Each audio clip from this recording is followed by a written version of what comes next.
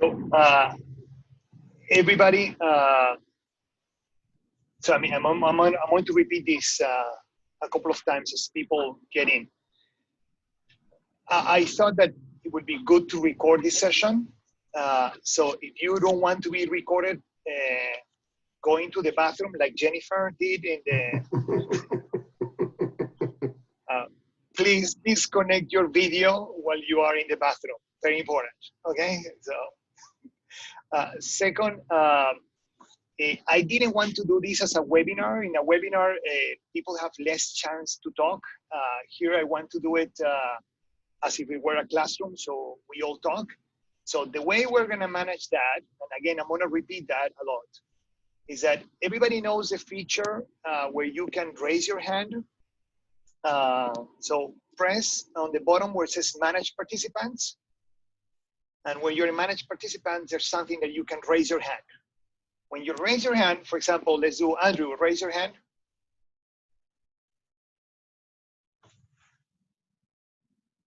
Andrew, yeah, excellent. Can you see everybody that on the Manage Participants, Andrew will be on the top? So that's how I'm gonna manage the questions. Every time somebody wants to ask a question or has a comment, just raise your hand and I will put it in the top, okay? If anyone has a two-hander, which means that you want to ask a question right on the topic that we're discussing, you put the outside, okay? Are you with me? So when you put that one, I will be able to see you and then I will click and then you speak. Everybody has access to the microphone, so please be on mute while we do this because, again, I want this to be a conversation. And the way I'm going to start is to address some of the questions that people ask. So everybody has the capacity to unmute and everybody. In fact, I'm going to unmute everybody. Okay. I want you to mute yourself now as you go along. Test.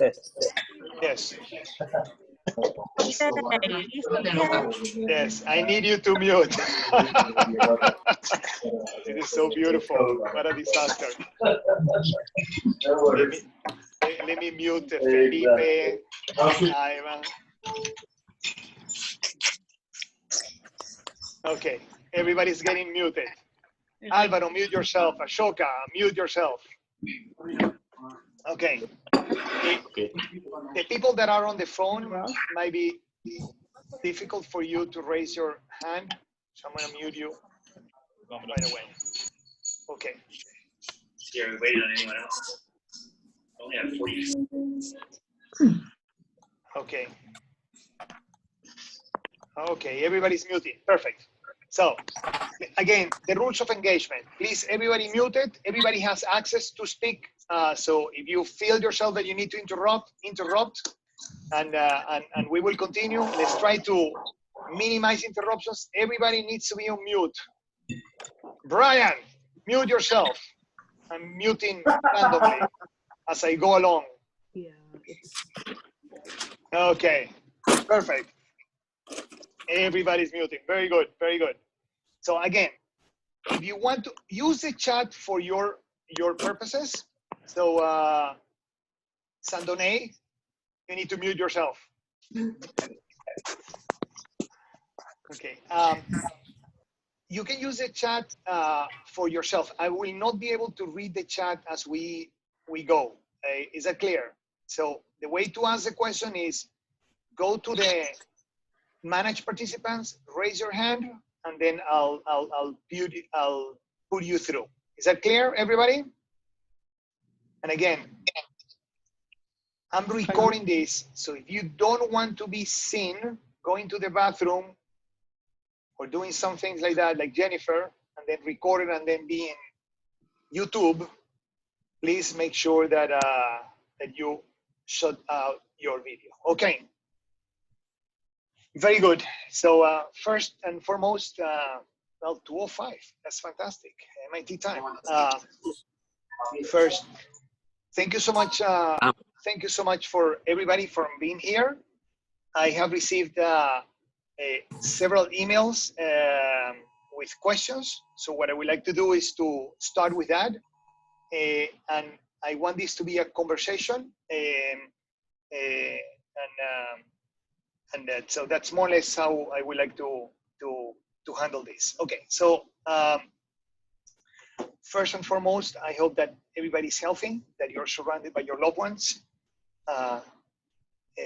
As you can see, I am developing, because I have no hair here, I am developing the hair where actually I can grow it. This is the outcome of my daughter that says, "Dad, do you want a Corona beer?" And I misunderstood, and I thought she was referring to this Corona beer, not to this Corona beer. So first, I hope that everybody's healthy, and also I want to make sure that everybody gets the message, at least from me, that MIT understands these are going to be very stressful times, that we are all going through this massive, massive shock that affects not only our jobs, but our personal lives. And I want everybody to understand that we are here to help and support all of you. So please, if you need help, reach out. Do not underestimate the impact of this crisis. It is a case that that how you feel personally is we tend to minimize it, and I hope that you understand that MIT is here to try to help. I am here to try to help. So reach out to me or to any faculty at MIT if you feel that you are under stress or certain amount of anxiety, anger, and I expect that to be true for many of us. So these are very hard times, and I hope that we use this as a way to produce a much stronger community. Second and foremost, I am terribly, terribly sad that many of you are not going to have a commencement. I cannot say how sad it is that you are not going go through that experience, and your families are not going to go through that experience.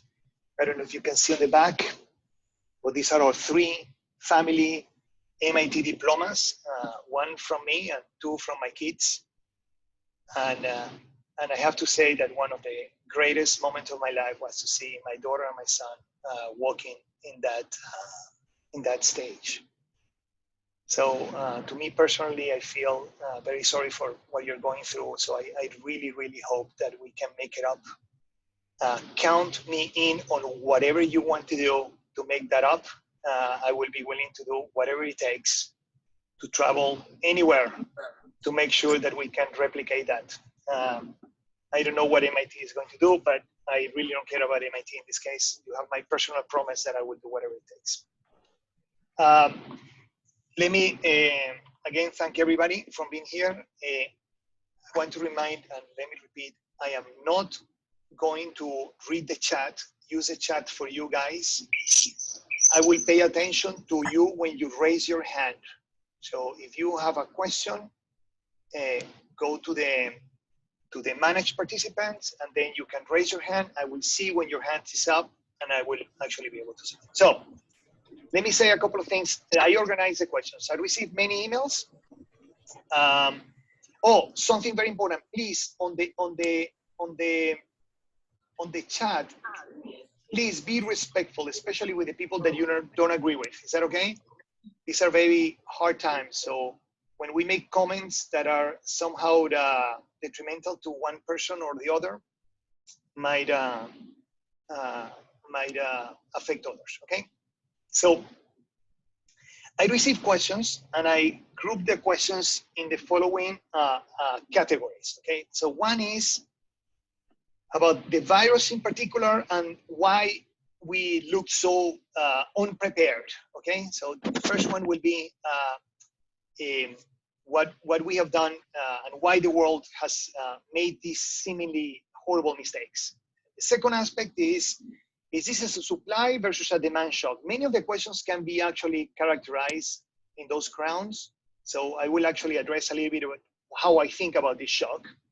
That leads to what should be the proper economic policy response. So I will talk about what are the policies now versus the policies on the recovery. So I want to separate these two, One is what should be the policies during the containment, and then what should be the policies after the containment has been achieved, okay? Or the cure has been found. First, how firms should prepare for this. And again, I'm not an expert, but I will give you kind of an idea about what I think should be done from the firm perspective. What are the aspects that can be done? And some of the questions about globalization, I have put them in that topic. Fifth one, which I thought was a very, very good question, is about privacy and surveillance. So privacy protection and surveillance, those are very, very good questions. So that is not totally linked, but it's related to healthcare cost versus economic cost. So we're having the argument that is a cure that we are implementing excessive. So somehow we might be hurting, we might be hurting individuals, okay? So as I go along, let me just go through these questions. It will be as short as possible, and then we start the conversation. Is that clear? In fact, you can check how many times I say, are you with me or clear? We can run an over-under on that one, okay? So first, why countries seem so unprepared? So I want to talk about three types of viruses. One is the regular flu. The regular flu has a very low death ratio, so kills a very small proportion of the population. It's extremely highly contagious, okay? And what we do with that virus is that it's so highly contagious, but the death is so small that we let people get infected. No? So when the regular flu, we create some, vaccines, etc., but we just let people get infected. So every year in the US alone, we get something like 20 to 35 million people infected. By the way, about 0.1 of them die. So it's a significant proportion, like 35,000. And worldwide, is on the hundreds of thousands of people die every year because of the flu. But that's a disease that is extremely highly contagious, but the mortality rate is relatively small in the general population. You have other viruses that are extremely aggressive in terms of their killing ability. That's Ebola, for example, kills more than 2/3 of the population. So if you get infected, you have a 2/3% chance of dying. Those viruses, you show symptoms immediately when you get them. And because of that, we just use containment. Now, because the symptoms are shown almost immediately, the way we deal with that is we just close down the regions that are infected, and we apply quarantines, and we try to do some mitigation, but that's our policy. SARS, which is a previous experience that, in fact, in Asia we had, was a virus that had a relatively medium to high mortality, but it was relatively low contagious. So it was relatively easy to contain. And if you remember, SARS mostly affected a region of the world. So when this crisis started, I think that most developed nations thought that this was an Asia problem. So they thought this was like SARS. And therefore they said, well, this has low contagious. We see very little symptoms. So in some sense, it will be mostly in China and South Asia. We should not be even worried about that. Okay, we need everybody to be muted. Okay, good. So now this particular virus is just an incredible bastard, because this virus, the first that it does is that it's kind of two viruses in combination.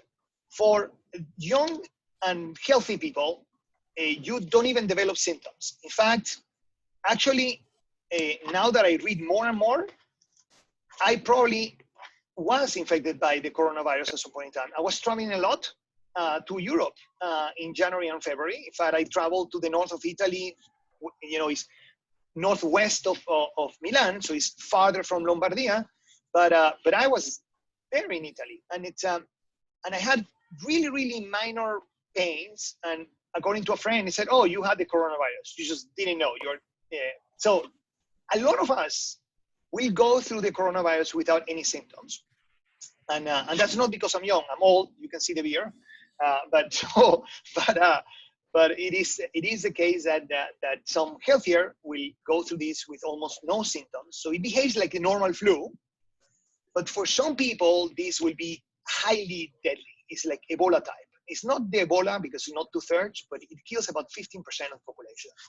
So this is a very particular virus that uses the young as a transmission mechanism, and then it's just incredibly deadly for a group of the population. Furthermore, the doctors are thinking that this is genetically related.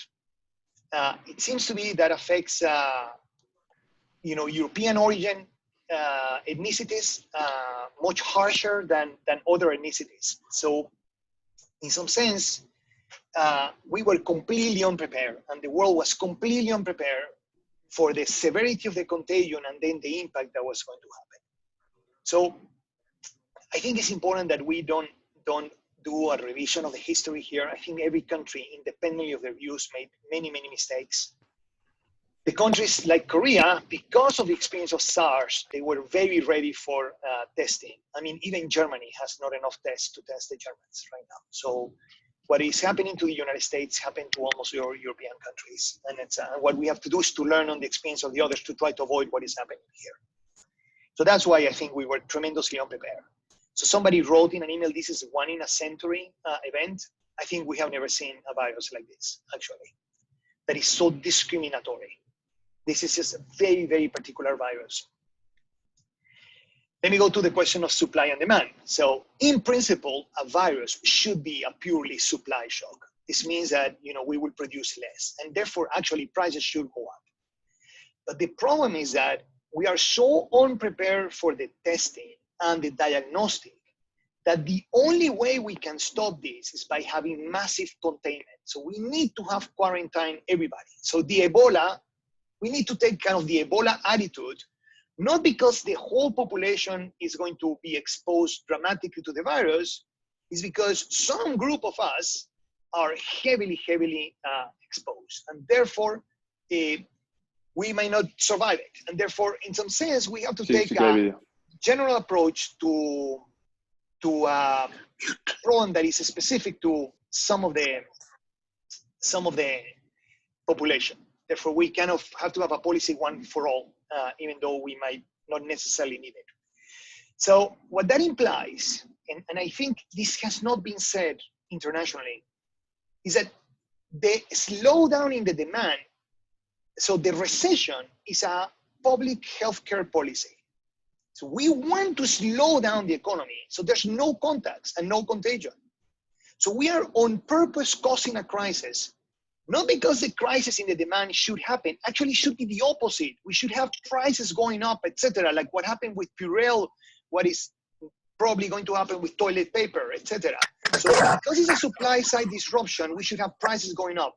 But the reaction to the virus is that because we have no way to diagnose where it is, many people are actually not symptomatic at all, so it behaves like the normal flu, and therefore the contagion will be massive. We need to protect the rest of the population. So we need to cause a recession as a response to that. And therefore, that implies that a supply shock has become both a supply shock and a demand shock. We are requesting people not to consume. We're asking them to stay home. We slow down on everything that we have in economics. So the less amount of contagion, the less amount of contacts we have, the lower the contagion is going to be. So to me, the recession is a public health policy that we are implementing. So who we need to pay attention to? Because if we are requesting people to stay home, we need to deal with the demand side of the supply side shock in different ways. So we need to take care of the households. And again, we're asking households to remain at home. So my view, and kind of the main message of that, is that if we are going to provide help to the households, which we should provide, if we're going to make a mistake, we have to make a mistake of providing too much help, not too little help. And let me explain why. If I ask, I mean, none of us here in the call are going to be subject to these incentives, but put yourself in a place of a family that either is going to suffer dramatic decreases in their standards of living, meaning they might suffer from certain food deprivation, or they will not be able to pay their mortgages, etc. So people just have financial and goods needs, and we are going to request them to stay home to either have those needs or to go and search for a job. I think that's a very unpalatable position. We need to make sure that we provide incentives for the households that we're asking them to stay home, that they actually stay home. Please, everybody on mute because I'm listening to myself. Okay, so we need to provide enough support to the households so they don't have incentives to go out and find another job. So if they are fired, they need to have support to be able to stay there. If they have their job that depends on hourly wages, we hope that there's enough support so they can stay there. What we don't want, if we are causing a massive recession to stop the contagion, we don't want to put the people in the situation where they need to actually go out and find a job to be able to survive. So we need to do two things. One, provide enough, stabilize the standards of living at home. And that can be done in different ways. My preferred way, as I talk in one of the videos that I put online, is that my preferred way to do that is to actually make the goods that we receive at home for free, that the government pays. So the government pays for my mortgage, the government pays for my rent, the government pays for my utilities, and pays for my internet, and it pays for all of that. Therefore, you know, the companies don't have to make the payment, the government makes the payment on my behalf. And the beauty of that system is that the government borrows, and then to pay that debt, they will tax me. So in practice, what they are doing is financing my home consumption. So I love that. The likelihood of that happening is zero, but I hope that some of that happens. We need to standardize and also minimize the job disruption. So I will talk a little bit about that later. I think that job preservation is a first order thing here. I mean, can you imagine being fired at this moment in time? And we have actually 2.8 million people that were fired last week. So I cannot imagine the stress that that can cause. And therefore, I think it's very, very important that part of the support is that you tell people you have your job, we will pay you a little bit to sustain your life, but you know, do that. Second, big firms and small firms, there are two different actions. What we want from the big firms is first, please no layoff. So we want some form of job preservation. So that's one of the policies we want to do. We want also no bankruptcy. I mean, the worst that can happen to us is that American Airlines closes and then 200,000 people are fired and in the street. So why we want to support big firms is not for equity. So, you know, equity should get a cut, but we want to provide enough help so they can actually sustain themselves and sustain the jobs. For the small firms, we want both. I mean, we want the same. We want actually not to have bankruptcy and no layoff, but also a very important aspect that happens to small firms is that access to financing gets cut. So we need to guarantee somehow that credit standards are lowered in the banking system. So the banking system is the one that lends to small firms. Very difficult for the government or the Fed to lend to small firms. This is done through the banking system. So the best way is that the Fed lends to the banks, so the banks lend to the small firms. But we need that channel to lower the credit standards so the small firms can sustain. The big firms might have other forms of financing. They already have, in fact, actually the Fed has created facilities where the big firms can even go and borrow from the Fed, those that issue commercial paper. But give me a break, who issues commercial paper? We need to do that. That implies that we need to have the banks super healthy. We need to make sure that the banks can continue operating. So we need to try to avoid foreclosures or lack of payments of mortgages. So when that occurs, the Fed has to pitch in there, and we need to provide enough liquidity so they actually provide liquidity to the small firms. We also have to work tremendously on the capacity of the healthcare sector. That's the supply side. We need to deregulate a lot, and I think that the governor of Massachusetts was brilliant today when he is allowing nurses to, they are allowing nurses to do some of the prescription that doctors will do otherwise. So I think that was a brilliant move, but we need to increase capacity. And by the way, we have done this in the past. There are ways in which we can ask the private sector to produce the goods that we need today. We do that at war, and I think that, I mean, we are not at war, but we are in a situation of crisis that I think grants those policies to be implemented. And some countries are doing that, where you request General Motors to produce respirators. I understand that will be costly to General Motors, and the whole point that we have to say is we will support you afterwards. So the third question. So there's a difference between the policies that we have to implement during the containment and the policies that we have to do after the containment. So during the containment, I think the most important, if I have to rank priorities, the most important topic today is unnecessary death. So the contagion is going to produce the contagion is going to produce some death, but what we don't want is to overwhelm the healthcare system, that we are in a situation like Spain and Italy, where they are picking who they save, that the doctors have to pick who they save and who they don't save. Will, do you have a question? Yeah, you mentioned the need for banks to lower their credit standards, and presumably they would need federal support to do that. I know last crisis we had kind of that same idea, and I'm not sure the translation really worked from the government to the banks. The banks actually, if anything, they tightened liquidity. So how do we resolve that problem this time around? Has there been any, isn't there anything in the policy that it's going to be probably passed that's going to actually alleviate that? Excellent question. Excellent question. There's one thing that I will do is, let me mute all of you, and then when you raise your hand, I will actually just put you on the top and then unmute you, okay? So it is the case that in the financial crisis, that was the intent. But I want you to remember that at the same time when the Fed was providing all the liquidity, we were actually creating Dodd-Frank, which was an excessive amount of regulation on the banking system. So what occurred in the financial crisis, we had like two policies. We had the Fed trying to provide the liquidity and lowering credit standards so they can lend to small firms. And then we were telling the banking system that we were going to regulate them tougher. So you see that double message did not work out. And I think that what happened in the end, as you pointed out correctly, is that the banks just accumulated all the cash. I mean, they lent almost nothing. I mean, they lent a little bit, I'm exaggerating, but from the $3 trillion that we gave the banking system, $2.6 trillion were saved. So the banking system actually did nothing. They lent a little bit, but they didn't lend to all the extent that we wanted.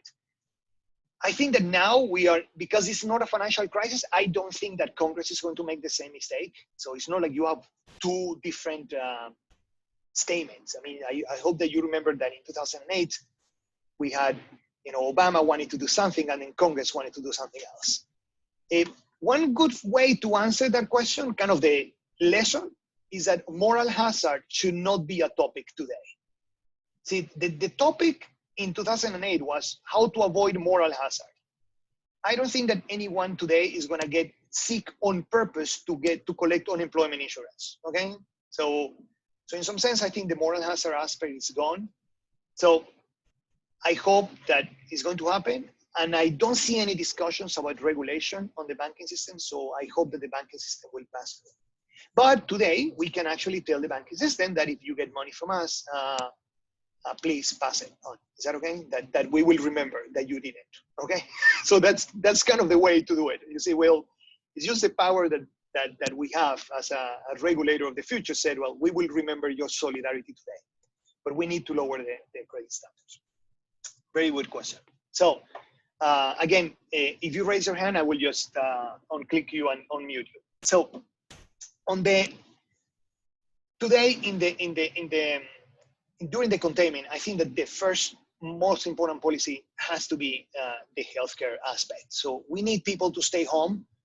And therefore, my view from that, in the economic point of view, is that we should just give blank checks. Right now, this is exactly the way I will do it. It's just, by the way, all of you that know me, I mean, not all of you have taken class with me, but all of you that you know me, you know that I am usually very fiscally responsible. I mean, I never say this, give a blank check. But today, I think that's exactly what the government has to do. So the central bank is doing that. Implicitly, the central bank, in fact, the central bank has created lending facilities that did not exist ever in the history of the United States. And I think that actually they are not legal. So I don't know how they're doing. I don't care. To be honest, go for it. Is that okay? Give loans to anyone that shows up. If they have no hair, give them twice the money. Who cares? And again, the central bank is saying we will just give money almost regardless. But there are limitations to what the central bank can do. So therefore, they have to do it through the banking system and they have to do it through the fiscal authority. So then, you know, the state of Massachusetts has to say, you know what, I'll give you a blank check. And a blank check should be something like, for example, you tell landowners, do not collect the mortgage, I'll pay it for you. Or the rent, do not collect the rent, I'll pay it for you.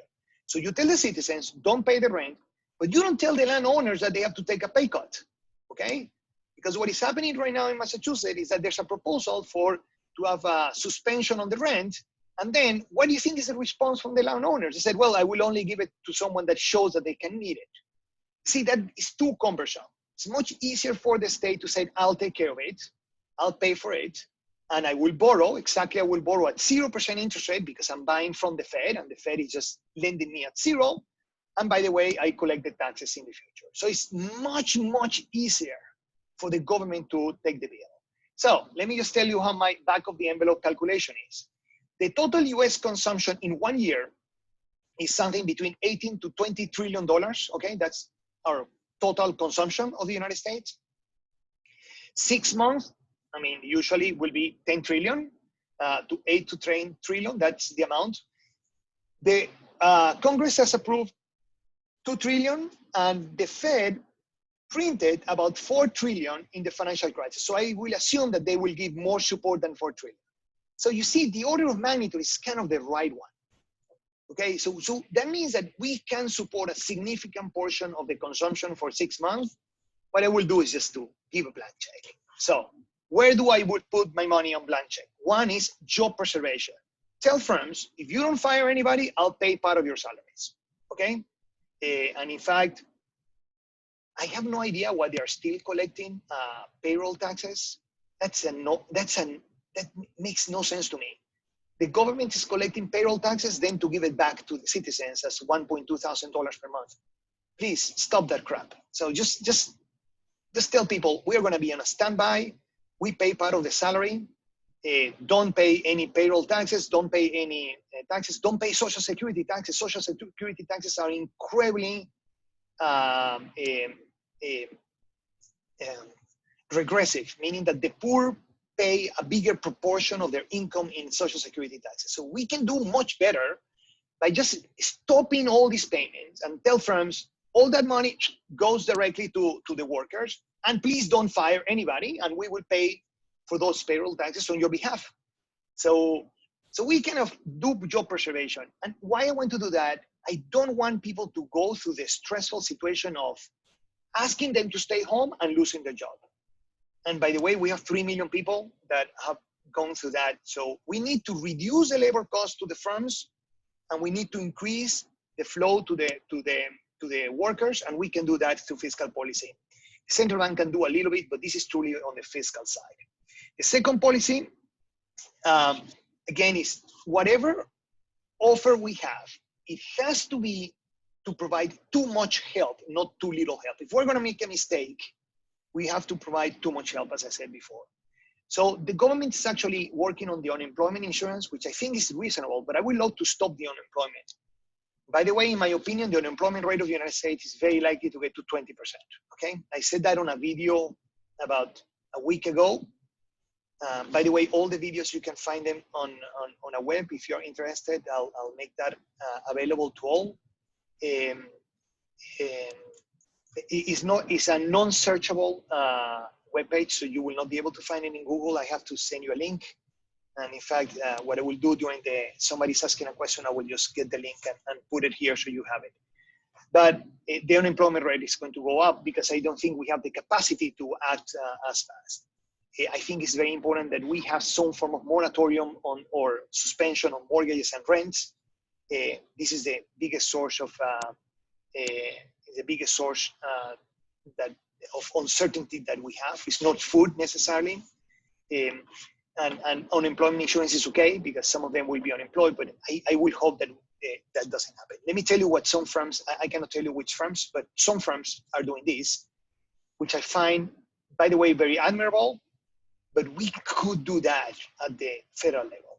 So some firms have requested from their workers to get a pay cut of 20% for the ones that have salaries, so we can pay the hourly workers as if they were working, okay? So imagine that MIT has some workers that are temporary workers that are on hourly basis. MIT could request from the faculty and all the staff, say, take a 20% pay cut. We will sustain this for the rest of the workers that are transitory. And by the way, it's not like you are never going to get the money back. We promise you that in a year, you will get more than 20. Is that okay? So we will give you, it's just a transitory transaction to solve the liquidity issue. When you do that at the firm level, you understand that it is kind of complicated to do that if everybody's acting in isolation. So having coordination here just makes life way simpler. So some firms that are big enough are doing what I'm describing. And they are not making this public. I don't know why, but who cares? I mean, they're not making this public. But the whole point is, I find that super admirable. And again, it just shows that we have the capacity to think about others within the firms for this. When we are able to contain the virus, then the policies need to be reversed. So some people ask me, are we going to pay more taxes? Of course we have to pay more taxes. I mean, like, yes, we need more taxes. And by the way, everybody here that knows me knows that I hate taxes. But we are financing a massive consumption today. We need to pay it later. And we will prorate that in the future. By the way, we're borrowing at zero, and it's very likely that we will have deflation. So the taxation that we will need to pay is actually, in nominal terms, smaller than what we are receiving today. So I think that, oh, somebody in the chat posted the link. That is the actual link. So Nay, thank you so much for posting. So on the chat, you have the links for all the coronas, and my class for the EMBAs, which will be a class on income inequality, I will put that one on that webpage as well, so everybody can see. I will put all my classes, recorded the classes there. Don't say too many things in the chat, because then the link is gonna go up to infinity.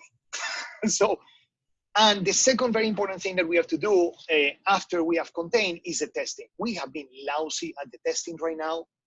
And I think right now, because we're in emergency, we need to ration the testing to the people that are providing healthcare. Those should be tested continuously. The people that are sick and the people that have contacted that should be tested continuously. And then we have to test people that are providing basic goods like food, particular food. Those should be tested. But we need to build up the testing capacity, because this is super pathetic. And why we need to do that? Because we need to tell people, okay, Carlos, now you're healthy, you can go back to work. But furthermore, I need to know if Nicole has developed the antibody, so you can just go and walk and work. So we need to return to work, but we need to return in an organized way. Otherwise, we're likely to get a second round of this virus. Again, people are non-symptomatic, so we will get it. So the testing now, it would have been good to have the testing as the crisis is happening, because we can quarantine in a better way. Is that okay? So we could have quarantines that are local. We have decided not to test, or we have no capacity to test. That was a mistake that we made everywhere in the world, but in particular in the US. So we are now quarantining everything. So the economic cost is there already. So invest on the testing at least, so we can tell people who can go back to work, or who has to be careful, who has to actually do that. So those are the two things that need to happen on the recovery. One is we will need to pay taxes, so therefore we need to actually increase the taxes. And we will need, the testing is fundamental, so we don't have a rebound of this. Okay. The last three topics are short, and then I open to all the questions. So it's taking a little bit longer than I thought. I was planning to do this in 40 minutes, so I apologize. So first, firms, how you should react. How long this will take? Well, this is not weeks. I mean, I think Trump Trump is an idiot. But no way on Easter. And I have no idea why he said Easter. I understand that maybe he's thinking about us Catholics, that we love to go to church on Easter, but I mean, watch it on TV. In fact, right now at 2 p.m., the Pope is giving a mass in the Vatican, so watch that online. That is very simple. I mean, no masses. And I think my wife has a version of this. Is that she said somebody told Trump that this was only 2 months. So because he stopped the country on February the 16th, he added incorrectly. So he thinks that April 9 we should be okay. So Eastern is actually April 9, so people should go. But except for that, this has been very disorganized. And in the US, the fact that we have this policy that has been very state-wise driven is not contributing. So we will get contagion from our own citizens. We will get contagion from people in Louisiana. We will get contagion from people in Virginia. So what are we going to do? We're going to stop people from traveling from Virginia to North Carolina? I mean, we can do that. But I mean, I don't even think this is feasible. How do you stop all the dirt roads? So I mean, we needed a coordinated action, and because we did not have that coordinated action at the beginning, this is going to last much longer than expected. I expect we're going to be here until May. And not only me, almost everybody that is predicting this, they're expecting that April is going to be the really bad month. So please be safe and be careful and take this very seriously. I think the other aspect that firms have to pay attention is the supply chain. The supply chain is being on strain. I think that one aspect that we are going to learn about this in terms of globalization is that we need to diversify the globalization not only on the countries, but the activities per country. Right now, almost all the multinationals produce in the same countries, the same parts. And so all go to, Vietnam, and they produce parts there, and all of them, they send to China to produce a better product, and then they're sent to Korea, and then from Korea to Mexico, and then to Mexico to United States. And if every electronic company does this, follows the exact same supply chain, then the world is not diversified at all. We are diversified when I see myself alone, but if Korea goes down, then the whole supply chain is destroyed. So one of the things that we need to rethink about globalization is how we truly provide a diversification and supply chain. So pay attention to the supply chain in the month that comes. It takes about 8 weeks for any supply chains to recover. So that's why I think April is going to be the worst of the times. We also have to create rainy funds. I mean, somehow we need provisions. We have far too many accidents now. I mean, we have environmental accidents, we have this virus. So part of the regulation should be that industries create rainy funds. And I think it's okay that this is a surprise, and okay, we just do something, but we're getting one of these viruses every 10 years. That is not an eventuality. It's actually a reality. Therefore, we need to create provisions for that. We have to have self-insurance mechanisms. Same with the environment. We need to actually force companies to create provisions, and therefore, I mean, we will pay with higher prices, but we need to create those provisions. I think that I think the airline industry made a big mistake. How could they not be prepared? I mean, they said that they were going to be prepared for the next one. Clearly, they weren't. There was a great question that I don't have an answer, which is privacy versus surveillance. Of course, right now, we are all tempted to say, let's violate privacy. So if I see that your phone is in a mall, I just go and send the police and take you home and beat you up. Okay, so I understand that we have all that urgency. And when you see 3 phones together, that means that there are 3 people interacting. Just go and, put them in jail. By the way, in France, they thought about fining people. So they started fining people with 100. This is a student that told me this story, that they fine people with 135 euros, and they issue something like 80,000 fines in 2 days. So they decided to increase that to 10 times to 1,300 and something. I don't know what has happened, but you see, it's really hard to impose civil liberties and restrictions when people don't have the symptoms. See, so my young kids, they are conscious, but I understand that they said, they're paying a huge cost. They look at me and say, Dad, you did so many irresponsible things in life. I'm not very proud of them, but they're right. I did many irresponsible things in life. So they said, why not me now? And I said, well, because you can kill your father and your mother. And my wife said, just go out and kill your father. So it's a joke. But the whole point is, I think that we should do better. And the best way is what Merkel said.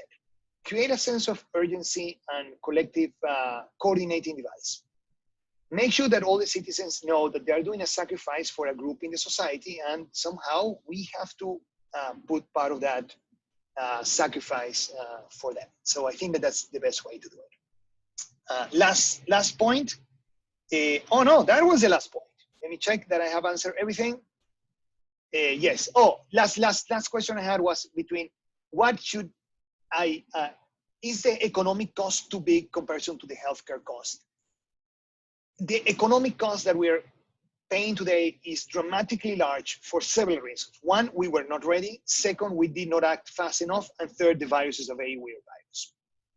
And therefore, we were not ready, and the virus on top is kind of a special case. I think that now we should err on the side of let's protect the healthcare.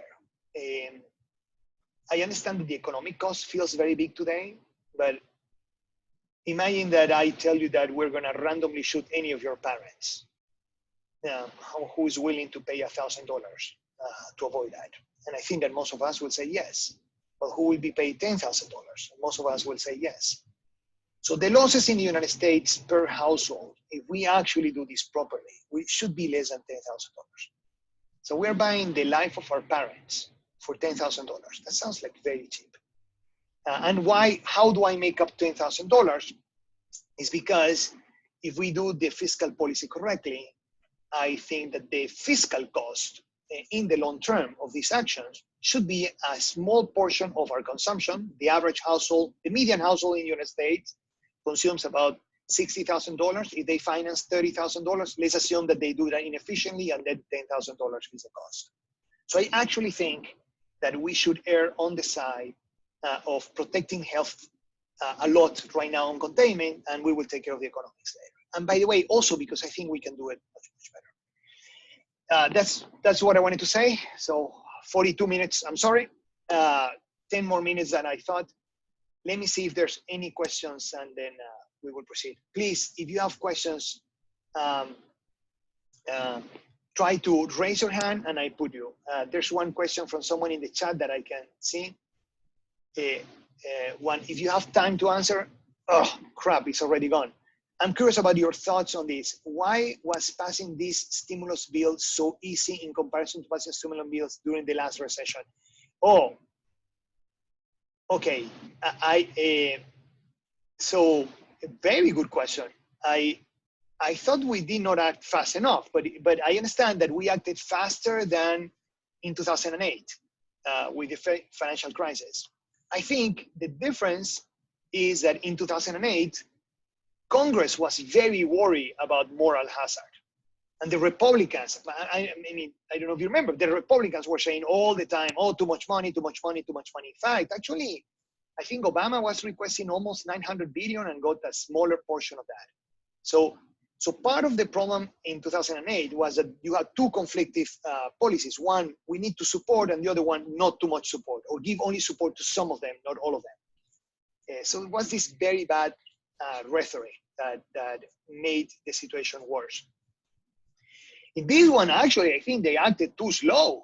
I mean, for example, somebody asked about Brazil and Latin America. I will be already sorry.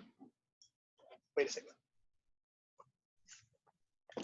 I will be already today arguing in Chile what I need to do to save Chile. I mean, why wait until the crisis hits and I have the whole country in quarantine to start thinking?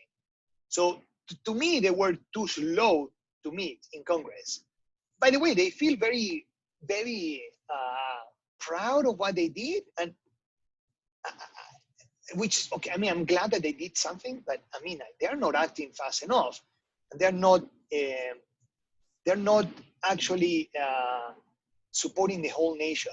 So just, by the way, I saw many bad things in the discussion. So I'm not very proud of the Congress. I mean, I don't know what to say. So I'm proud that they actually gave us $2 trillion. Thankful for that. That has very little conditioning. That's also very important. I don't think that this is the time to think about what type of industry you want to support. That's someone that doesn't know macro will answer that way. So I was expecting that from them. What you want to make sure is that if I have someone that knows how to do a job, that we keep that job. Not like I send them to a different job. I mean, this is horrible. So if Roberto knows how to, to burn coal, and I understand that that's bad for the environment, you know what? Keep burning coal, because now I need you to burn something. I mean, I want your life to be back. We will clean the air a little bit later. But right now, you need people to go back exactly to what the job that they did, because I know that if they did the job in January, they have the skills to do the jobs in April. So has very little conditioning, and I like that. I like that. And it has a combination of money support, and has that should be for food, has support on unemployment insurance, that is good. I'm concerned how they're going to distribute the $1.2 thousand. They're talking about doing bank transfers. That means that 14% of the US population that has no banks, I have no idea how they're going to get the money. Unless they do it with Venmo, I have no idea how they're going to get the money. So, but anyway, there's very little conditioning, so I like that part. But I thought they were too slow. In fact, I don't know if it has been approved now, but I hope that they approve it in the lower camera today. Questions, remember, you can raise your hands. And I will try to answer. In the current administration under President Trump, tried not to seek help from international community in terms of the supply chain. Yes. This is, unfortunately, this is being used by Trump as another example why we should not have free trade. Yeah, in fact, he calls this a Chinese virus or whatever. So,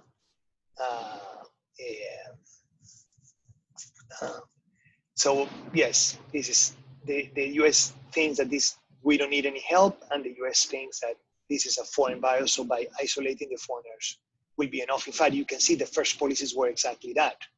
Yeah, no travel to China, and then no travel to Europe.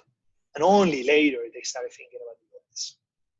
A question from Jose says, why don't quarantine all people 60 years? Yes, they are all quarantined, by the way. Well, I mean, the states that I know, they are all isolated. So we should quarantine them, and in some sense, we should kind of not allow contacts. The issue is that a lot of people that are 60 years older, I'm not 60 yet, okay? This is not that clear boundary.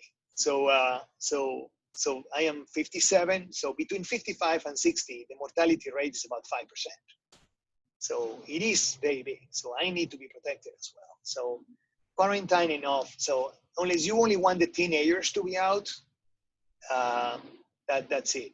It's very difficult to have them to work. Another question, is this the third world war?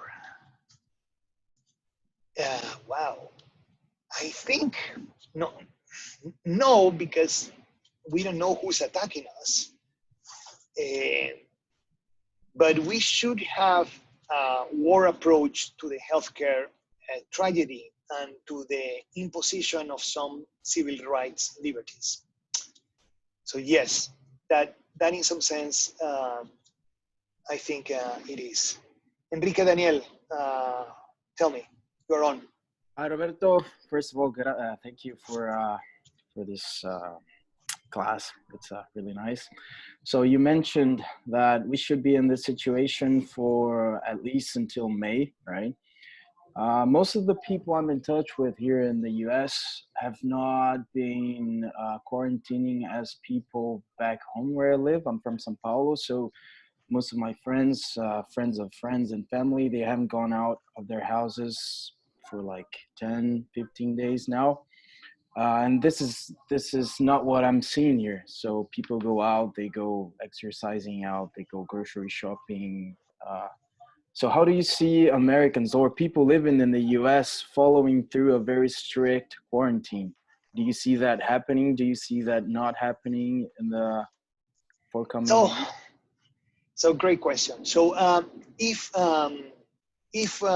we're going to have, for example, I go to the supermarket to buy things that I need, and I'm buying a lot of toilet paper. I have no idea why, but everybody's buying a lot of toilet paper, so I buy a toilet. I'm joking. So, but the point is, I go to the supermarket and buy, but I limit my contacts. So I think that should be enough. That is somehow already reducing our civil liberties. I think that in Brazil, can you imagine if this killed 8,000 people in Italy, what is going to happen in Sao Paulo? Oh, In yeah. Sao Paulo alone, I mean, it's scary. I mean, Enrique, don't you think that this will be devastating for Sao Paulo? Absolutely. It's even scary to think about that. We would have 1 million people dead. I mean, so I'm terrified. So I think that what India and Brazil are doing, they are overreacting on the quarantine because they know that their public healthcare system is completely unable to provide minimum amount of healthcare. So for them, I think they're doing the right thing. It's just they're treating this like Ebola for the whole population, so everybody quarantine. That's why I think they're more strict. Also, emerging markets, the governments tend to be more likely to violate those rights than in Germany. See, imposing this in Germany is just incredibly complicated. Yeah. So you have to appeal for solidarity. In our countries, you need to. I don't want to say you need to use force, but you need to use the law enforcement in some sense to get people. It is. So yes. Again, if you want to ask questions, you can raise your hand. Thank you. No, thank you for the question. For students going into a job market during and after COVID, how should we approach seeking out opportunities in different sectors on the global economy? Wow.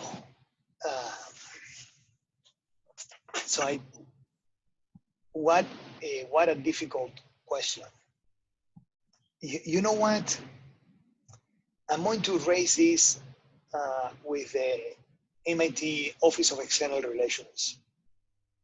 I'm going to ask them to contact MIT alumni in such a way that the alumni that have a job can help you guys find a job. I didn't think about this question. This is a fantastic question. Fantastic question. In fact, I promise you, I'm going to make a video appealing to the MIT alumni. Is that okay? The alumni to reach out and help with the job placement. I really have no idea what my advice will be, except that let me try to provide a support from an incredibly vast network that we have from our alumni. Maybe that's the way to do it. What a great question. I'll promise you, so for sure I will do a video. In fact, tomorrow morning I'm recording that video, I'm sending it to OER, making an appeal for the alumni to contact OER that we don't need money now, MIT, that we need jobs, that can we have a list of jobs that we can create a connection. From Juliana. By the way, this was Juliana's idea. So you should send a shout out for Juliana. Do you believe we will have structural changes in the US healthcare system? Oh my God, I hope not, because I think that if there's going to be any structural change, it's going to be for worse. I think this administration is going to use this in the worst possible way.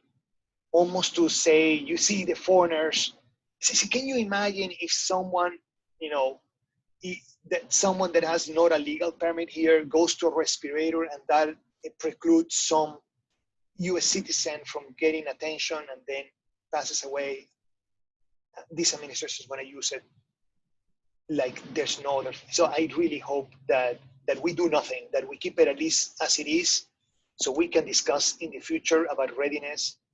I think that after the tragedy, I think that this will be severely misused. It's a good question. We need, so the point, so I can separate your question into parts, Juliana. One is, can we have changes to make sure that we are ready for these kind of things in the future? Hopefully we do. They are happening too regularly now, and therefore we need to understand that this has to happen. But unfortunately, I think this is going to be used in the US almost as a license or the argument why we need to be separated and therefore isolated from the rest of the world, why we should not allow foreigners here because they affect our healthcare. And that was one of the points of Brexit. One of the biggest points of Brexit was that people from Eastern Europe will actually increase in the healthcare cost for the US, for the British citizens. So I hope that they are going to use that argument for sure. So I hope nothing happens with that. Chemu, you have your hand up. Can you unmute and unmute you? Chemu, are you there? Yeah, I'm here. Hey, Professor Ricobon, how are you? Hi, hello, how are you? Very well. Just had a quick question, and I think somebody else had a similar question, and it's related to U-shape versus, I guess a U versus a V versus a W shape with respect to the economy, the bounce back. Could you talk a little bit about that? Okay. So this is going to be, so now this is going to be like a J. So I don't know what will this symbol be? Maybe there's a Chinese symbol for this. I have no idea.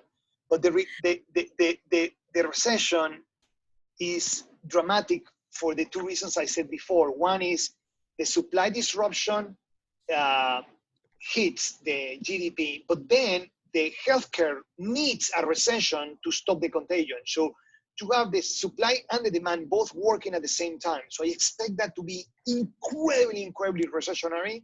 As I said before, I'm expecting unemployment in the US to get to 20%. And that incredible recession, then to unwind that is going to be hard. Because you see, I mean, restaurants, if you survive, then reopening the restaurant is easy.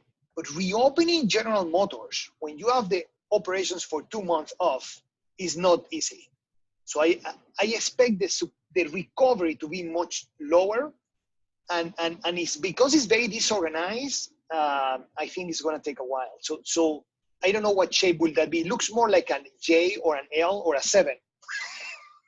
So, but no, it's not a U, because the coming down looks like a V, and it is, by the way, previous pandemics have produced 2 dips on the GDP.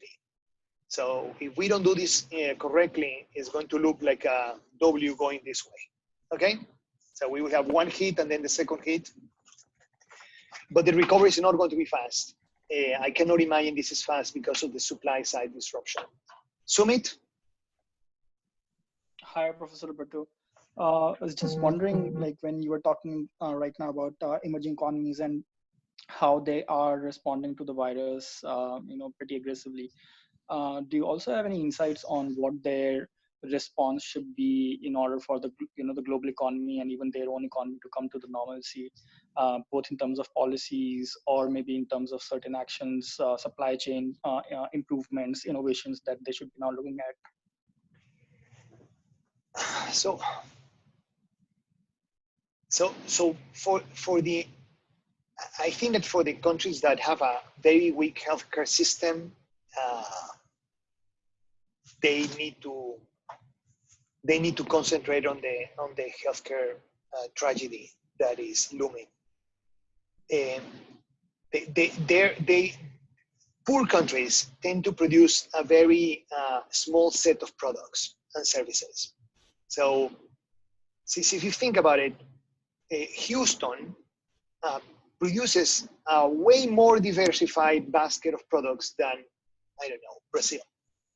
Okay, and one is 20 times size the other, maybe more. But the reason why that happened is that in emerging markets we have relatively small and few capabilities, and then we use those capabilities to produce the very few products that we do. So we are agriculture. In fact, look at Ecuador. They produce 4 items for export. So they will produce flowers, shrimp, oil, and something else, and some bananas. Okay, so that's it, and that's all the capabilities that they have. So therefore, by construction, when the supply chain is disrupted, they will suffer disproportionately more than the developed nations.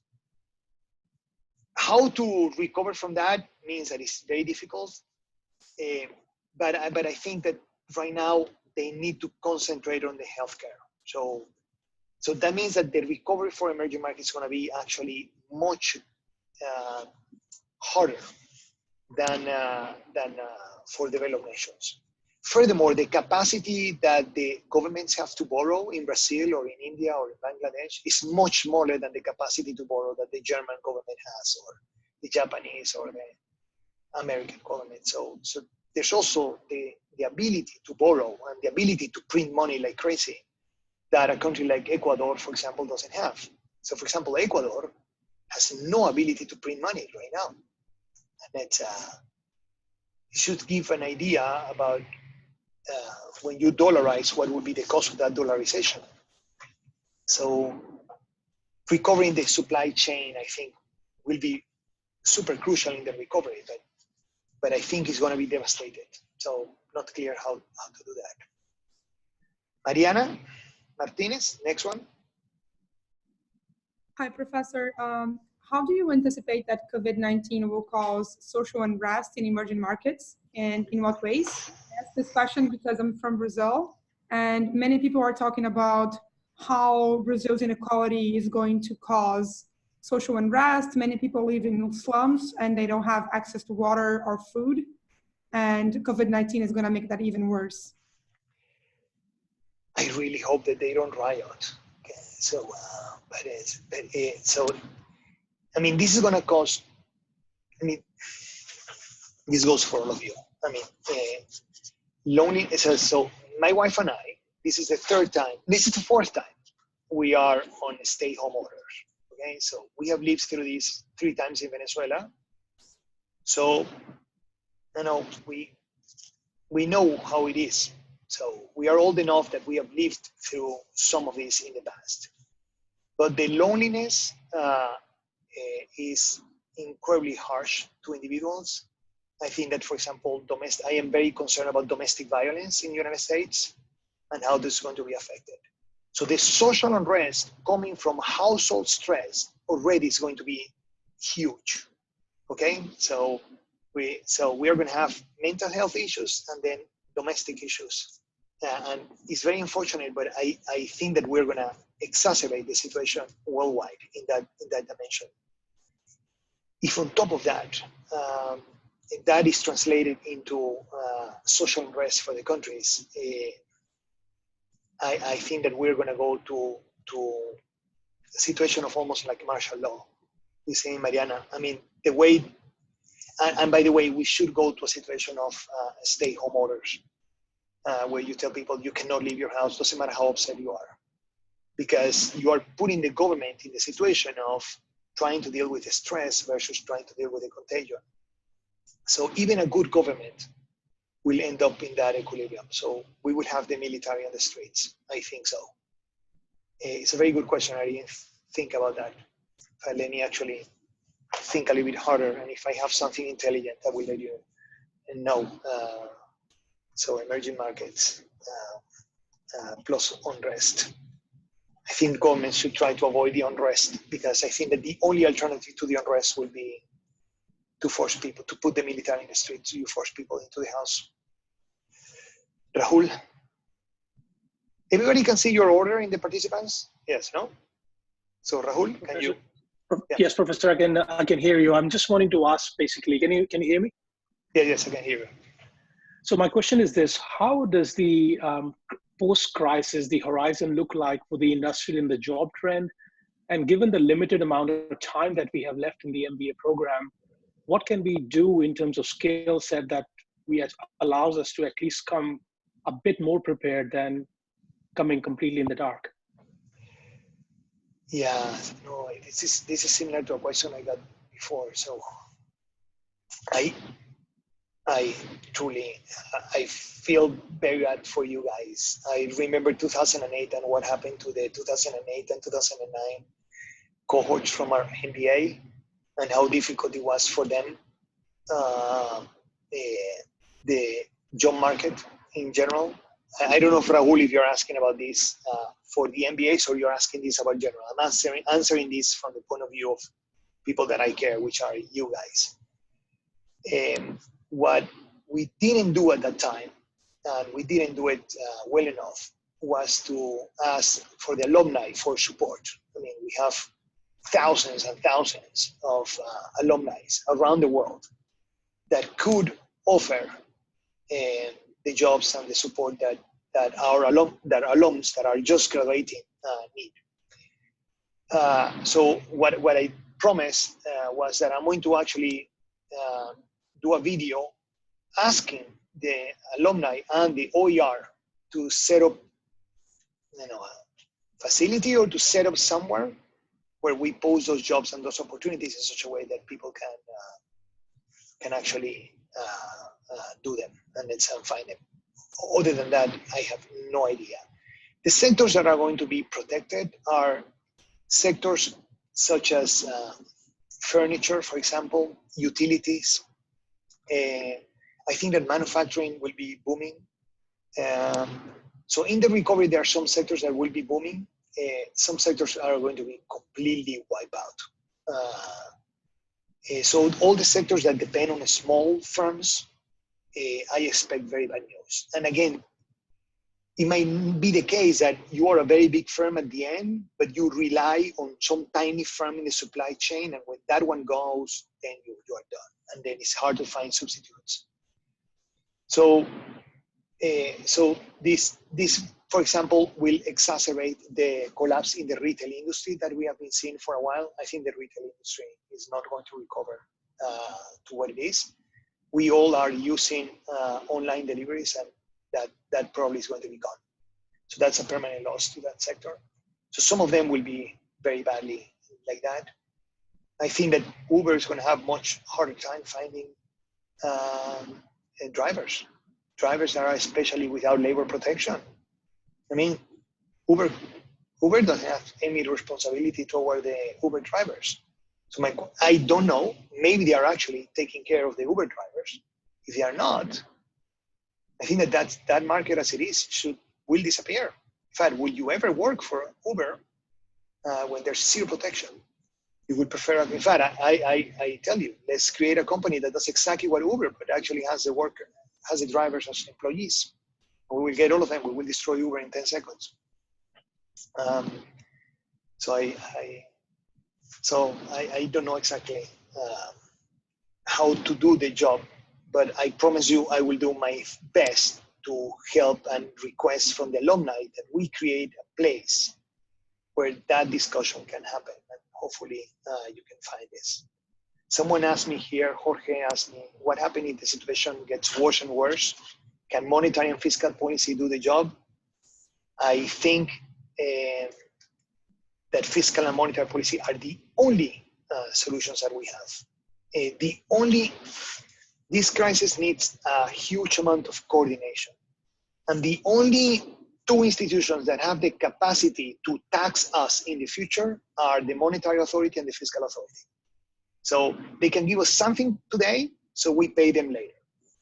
You understand that if we give forgiveness to people, said, don't pay the rent, only pay 1 year, pay the 6 month rent in November, okay? You said, but delay the rent for 6 months and then pay 6 months twice the rent. A lot of people will default on those contracts. And therefore, there's no reason why I have to pay. In fact, if they put my mortgage on hold, I will just say, you know what, I don't have to pay later. So The issue is that you cannot escape the taxes. That's the beauty. And you cannot escape the interest rates. That's the beauty. So the only two institutions that can have solidarity tax collection is the fiscal authority. But we have to use it correctly. So we need that. Nay, I don't know if I'm pronouncing your name correctly. Oh, hi, yes. Currently the economy is trading at about 2017 levels, about 30% down from this year's high. What do you think is likely that it will go down much more? Like, is it going to go down to 2008 level, for example, or is it pretty much near the bottom at this point? Oh, I don't know. And you're talking about the stock market, not necessarily about the jobs. You're talking about stock market? Yeah, I mean, that's just what I'm using is just like S&P index or Dow index. They're both about down 30% right now. So. Sorry, give me a second. I actually think that the stock market is overreacting to the situation because this is a transitory shock. But I will not dare say where the bottom is. I do think that oil goes down to 10. I mean, oil prices are just. So talking about deciding to pick a fight at the wrong time, no? Russia and Saudi Arabia decided to pick a fight with knives when everybody's shooting themselves with machine guns. So talking about a stupid policy. So that's the only one that I think might even have room to go down.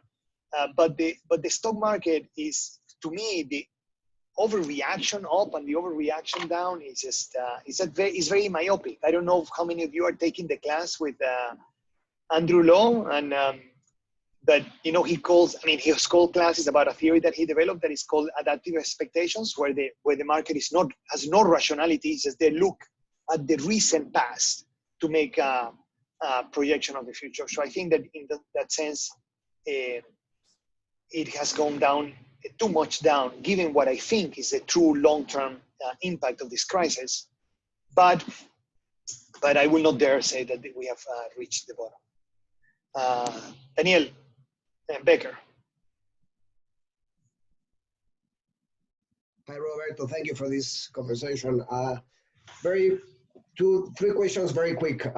Assuming that this is an aggravated demand shock and then can become a supply shock, do you see any kind of risk on the financial system and then a contagious for the financial system and then really a huge problem for the economy? That will be the first question. Don't you worry about the fiscal deficit in the States?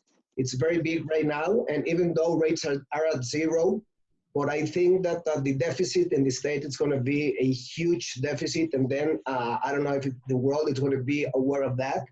And my third and fast question is, if this takes too long, do you see any armamentist race to be able to continue the economy the same way it happened after the Second World War? So let me answer. If I forget a question, just remind me. I do think that it makes sense for the government to request the manufacturing sector to produce the things that we need. So in fact, we can order that. It's not like we can request. We can tell factories, you build masks, you build Purell, you do this. And by the way, when Purell says, "Oh, no, my formula is private," but the government, in these circumstances, they can say, "I don't care about intellectual property rights." They violate that, and they say they take it from the patent office. Okay, by the way, they own the patent office. You just go there, get the Purell, you put the formula on the internet, and said everybody produce Purell. By the way, you compensate Purell afterwards. Okay, so it's not like you are going to be a bastard, but you can be a bastard. So I think that you can do that, and we should do that. I mean, I don't understand why we're not producing hundreds of thousands of respirators or millions and sending them to every country that you can think. By the way, give it for free to Latin America. I mean, this is a humanitarian help. So So that one on manufacturing, I don't think it's going to be guns, but we should use that capability to increase our ability to provide healthcare. And furthermore, I think it's important that we do this also for training of people. We need nurses teaching people that are not nurses, but they are smart enough to be a nurse, about how to do minimal things with respirators. And we need massive amount of training. So we need someone to organize this. And then we tell everybody in, I don't know, American Airlines, they're doing nothing right now. Okay, everybody will be trained. I mean, you all know how to read and write. So American Airlines and Delta, bring all the people here. We're going to train them, all of them, minimum aspects of nursing and CPR and massive training to all of them, because we need to increase the capacity. Fiscal deficit, I think this is the time to use that. So if there's a time to borrow, is this one. We will borrow at 0% interest rate, so makes absolute sense not to do it. What was the first one, Daniel? I forgot. Assuming that this is aggregate demand shock, that they will affect then the aggregate supply shock. Oh, the contagion. Contagious in the financial system and the next channel of contagious, which is very bad for the economy. Yeah. Well, no. The Fed has resolved that already. Yes. It can become a problem? No. I think the Fed, the ECB, the Bank of England, the central bank in Japan are already issuing blank checks to the banking system. So if the depositors get, so here the only problem is that if depositors get super scared and then they go to the bank to withdraw their deposits, that I think that they are piling the cash in the banking system to protect them from that. So no, I'm not worried about the contagion that way.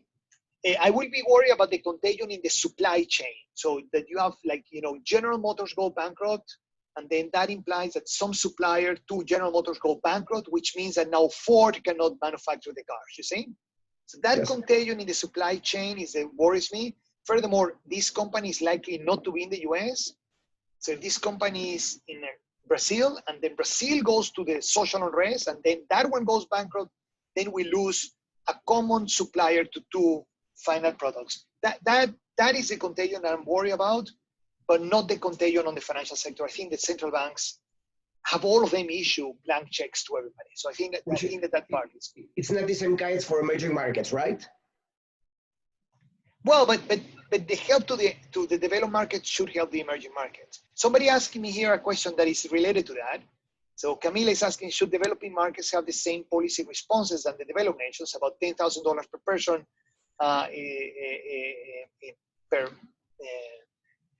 for those countries? I think in general, no, it's not. It should be relative terms. Let me put it that way. So what happens in emerging market is that the home consumption is much bigger than in a developed nation. So the portion of the consumption of the whole country that needs to be financed somehow has to be bigger. And that is the problem. So it's not in terms of the same amount of dollars. In terms of the size of the GDP, the help in the emerging market will need to be bigger if we're going to actually go through this. I have Ricardo Sosa. Thank you, Ricardo. Is that the Ricardo Sosa I know? Roberto. Yes, there is. How are you? I'm curious because I think for some countries, the healthcare measures can be contradictory. For example, in Venezuela, where if you're forcing people to stay in the house to avoid contaging other people, a lot of people in this country, for example, live under daily earnings. So forcing them to stay at home, in other words, means forcing them to stay with no food.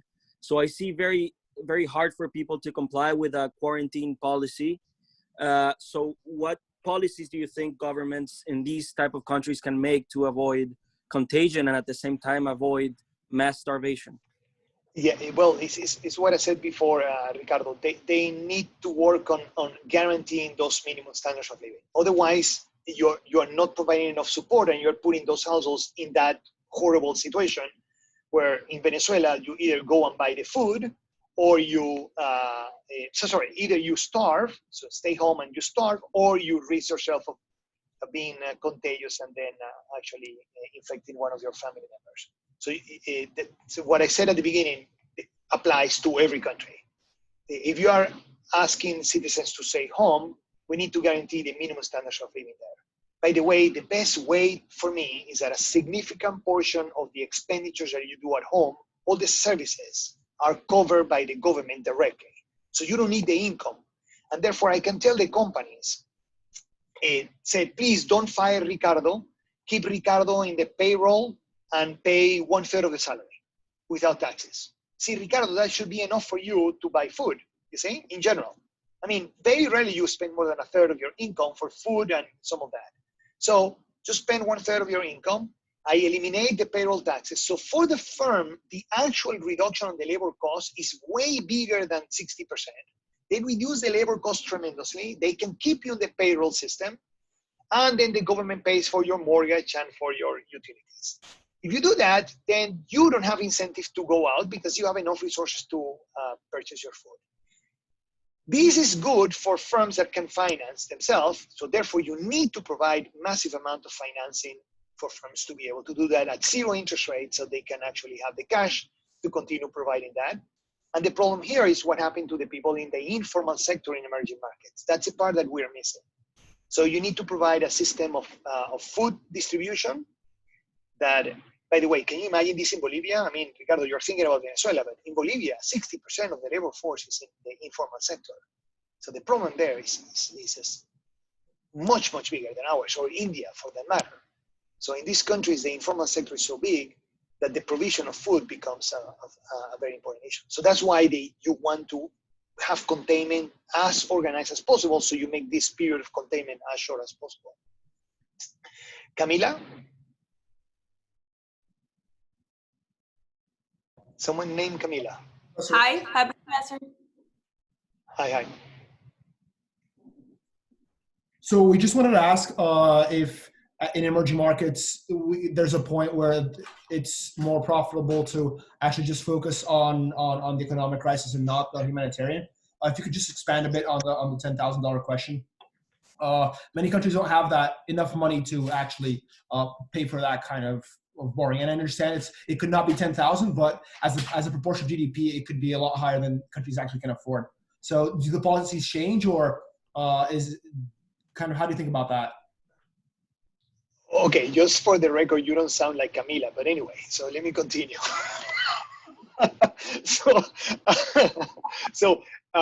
Yes, in emerging markets, this will be tougher.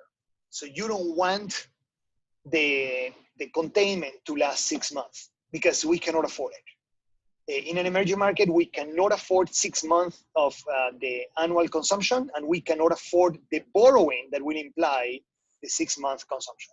So you are absolutely correct. So for a country like Brazil, we better get the containment in place for a short period of time to be able to lower that. Let's say 2 months of containment, and then we are on the downturn. And we have built up the capacity on the healthcare sector to be able to provide the healthcare. If we don't do that, these countries are going to be put in the position where you're asking the households either to starve or to go out and find a job. And I think both are horrible decisions. I think that most people will choose to be at risk. By the way, in emerging markets, we are very family oriented. So we live with our grandparents or their grandparents. We visit them or they need our help. We are very social. We kiss all the time. So culturally, this is much harder to stop. In a country like Brazil, we hug all the time. I mean, you sounded like Brazilian. So we hug all the time. I mean, so just it is very difficult to actually do that separation. So you think Bolsonaro's policy is not actually very, very off, and saying, look, at some point we have to accept loss of life and life should go on, and if it implodes the healthcare system, then it's a cost we have to have because we just can't afford it. I think that in the end we might end up there by default, not by choice, which is the sad thing. I think that we might end up there because it would be impossible for us to bear the economic costs, but the social costs would be. Thank you, Professor. Dramatic. Yeah. Ajit, do you have a like a 200?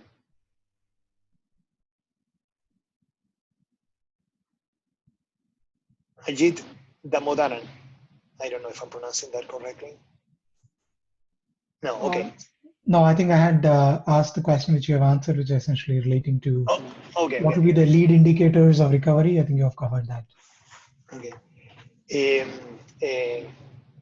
Yin Yong-o. Hi, Professor. So thanks a lot for organizing this session. So my question is related to the stimulus package. So it's great that the Congress just and Senate just passed the $2 trillion bill. But how long do you think that will last? Just given the current quarantine situation, and at what point will we actually need a second wave of that stimulus package, and how much? That is a very, very good question. Actually, I don't think this is the last package. You're absolutely correct. I think this is the first package, and this, if we're lucky, with the help of the Federal Reserve, this should last about 4 months. But we will need longer financing for the obligations. I mean, so again, do the thought experiment. Imagine that we are asking people not to pay the rent for 6 months, but then they have to pay it. Okay? Let's assume it's not forgiveness. It's just we're financing for 6 months, then you will have to pay. Well, I cannot ask people to pay the rent in 6 months immediately. I mean, so if you delay your rent for 6 months, I cannot ask you to pay double the rent for the next 6 months. It's not like people have the money. So you need to spread out that in a much longer period. That means that the stimulus has to be in the economy for longer than the containment period. I don't know if I'm making myself explain. So imagine that the containment takes, or the quarantine takes 4 months, okay? Which I think more or less is reasonable for the United States given our disorganization. It takes about 4 months. The cost of that will be about 6 months of consumption. Okay, so we provide the support for that. But then I cannot tell people in August to pay twice the rent. I mean, there will be 17% more people unemployed. They cannot pay their rent. So we need to spread out that longer. So this is not the last package. This is the first package, and then there will be another package that will be more targeted. You see, I think that the next package has to be more targeted. I think this is good that is kind of not a lot of conditioning, but the next one needs a little bit more conditioning and deal with the industries that are, more industrial policy, for example, and more help to particular sectors, okay? So, and then you need to compensate the people that help you in this process. By the way, what I see what the firms are doing is super inspiring, I have to say. Not a lot of this is public, but a lot of the firms, what they're doing is very inspiring. They want to help. The private sector is desperate to help in this crisis. We need someone to tell them what to do. See, right now what they're doing is in a very disorganized fashion, they're doing good things. It's like they're providing public goods implicitly by providing job security, by providing the parking lot for the testing. Okay, we heard a lot of this willingness of the private sector to help, but somehow it would be much better if we tell them what we need them to do as opposed to them guessing what to do, you see? So a little bit of coordination from that side will go a long way. And by the way, we will remember that they provided a public good, therefore later they can be rewarded. In fact, that's exactly what we want. So in other words, we want to tell Facebook today, okay, you are violating my privacy. Now, can you violate it now for good purposes, okay? As opposed to for bad purposes, not for marketing. Can you violate it not for good purposes? And so in that sense, we would like to guide what they want, what we want them to do. But for example, the administration doesn't even talk to Uber because I understand that Uber, they hate the administration. But this should be the time where you say, like, please, can you deliver the food to all these poor people that we have? Can you deliver the money? Can you deliver the $1.2 billion, the $1.2 thousand per person, the $2,000 per family that we have to give? I think that a lot of individuals in this country do not have a bank account. How are we going to get that to them?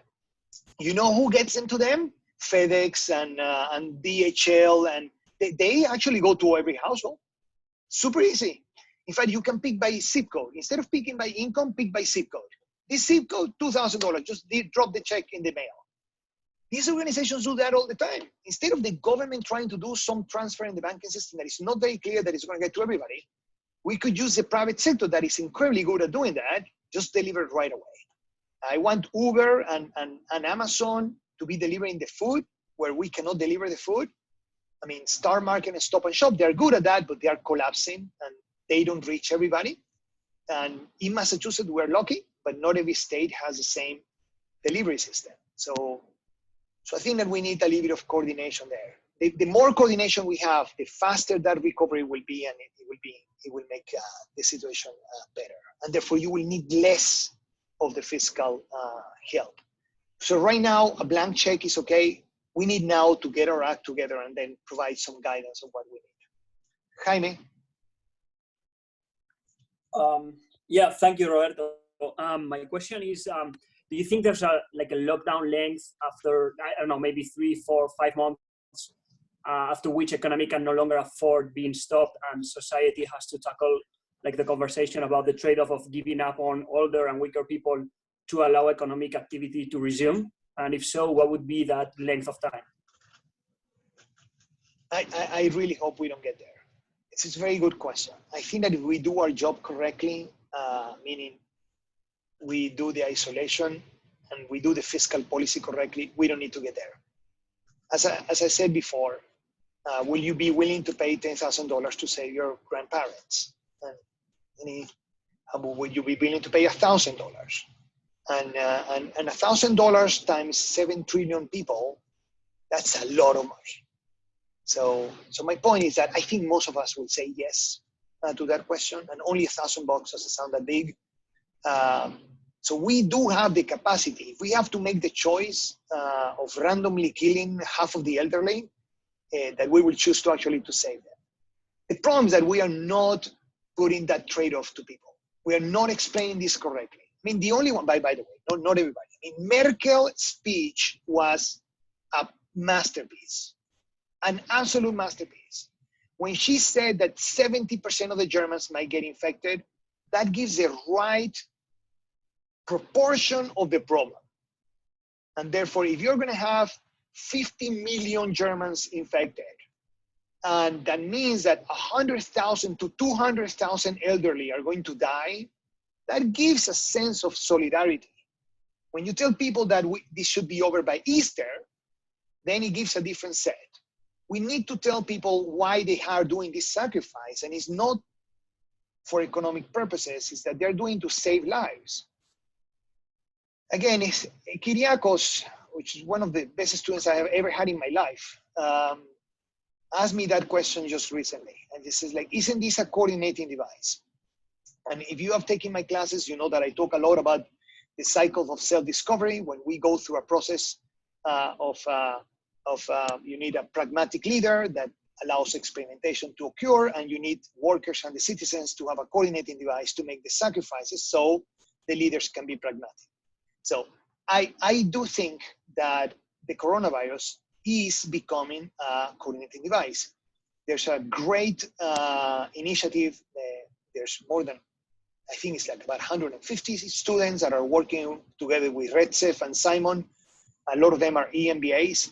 It's called the Corona Alliance or the COVID Alliance. I don't remember exactly the name, but RedCEF and Simon. And they're working on trying to provide tools to help, for example, long-term care facilities and to provide information of where the virus is more likely to hit.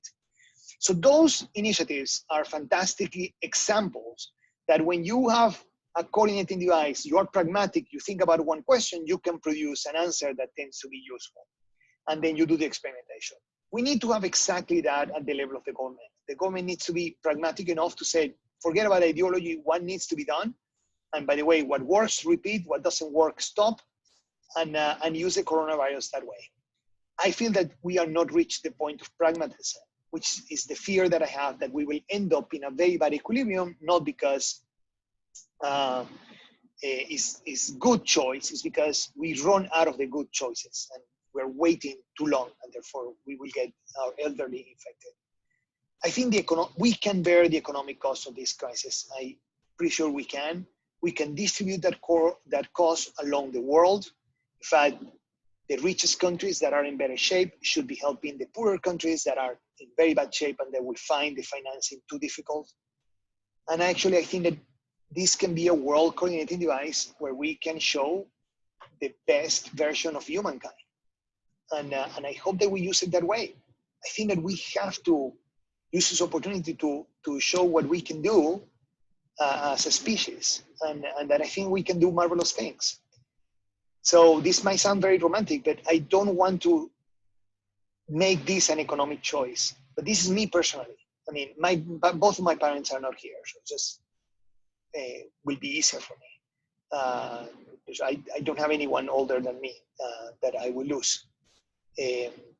But I don't want our society to get to that point where we have to choose. And it's one of those moral dilemmas that I want to avoid. And I think we can avoid it. So that's kind of what I'm working and trying to convince them. Nat? Hello, Professor. Thank you so much. Hi, Nat, how are you? I'm good, thank you. And I have actually, my first question related to what you've just said regarding the world coordinating device to support each other, because all the companies now is globalization, and like if something happened in one country, you won't get the supply from another. And so like it's kind of mind-boggling for me sometimes to think of how each of the government just take care of itself. And it's like, oh, you cannot export mask, you cannot export ventilator, like everything is just like blocked in that country. And so like even if you get better, your raw laborers are not going to get a job because they won't get the supply from somewhere else. So I just have been thinking about like why the governments are not working together. It's just ridiculous, and how like it's going to kill their country regardless if they care of them or not. And I guess the second question is a little bit more pessimistic in the way that like the so now the government is providing all the money, people can spend on it and things like that, which is extremely important. However, the production has been paused. And so like now you are increasing, like you want to keep the demand, but at the same time reducing production significantly because of the situation. Eventually it will get to the stage where the price has to increase in order to match that, and the inflation, like, so that will create inflation. At the same time, unemployment would still be low, be very high because coronavirus is still going on. So what is the chance of stagflation happening? So fantastic questions. In fact, I'm going to do a video on the first one for sure. Fantastic question. So it is the case that many countries, even with free trade, they are not trading, which is super sad. Italy needed a lot of masks, and the masks did not come to Italy. And there were factories in France and in Germany and other places, and they did not even sell them. So, which is a very sad outcome of this crisis. So much for European solidarity. So, and again, they are thinking for themselves. So not working in a global coordinated way is a huge mistake, because this is a global problem. It should have global policies. I hope that we learn that having global coordination would have been much better. In fact, if when China was having these problems, if we would have actually closed and quarantine all of ourselves and help China deal with the crisis, it would have been super fast and therefore would have been gone. So this myopic behavior on the government side has caused many countries many issues. And again, remember, the populism has been using trade as a bad thing for a long time. So it's not surprising that they're going to use this again for more isolation, not for better trade. So you are absolutely correct. It's very sad that that happens. And lack of coordination implies that the respirators that are in excess in a country are not going to get to the next country. So maybe South Korea has a lot of respirators today that could be used, I don't know, in Indonesia, and they're just not going because we don't have enough coordination. I hope that it happens, but I am not very optimistic on that one. Then the last question, yes, we need inflation. This is a supply side shock.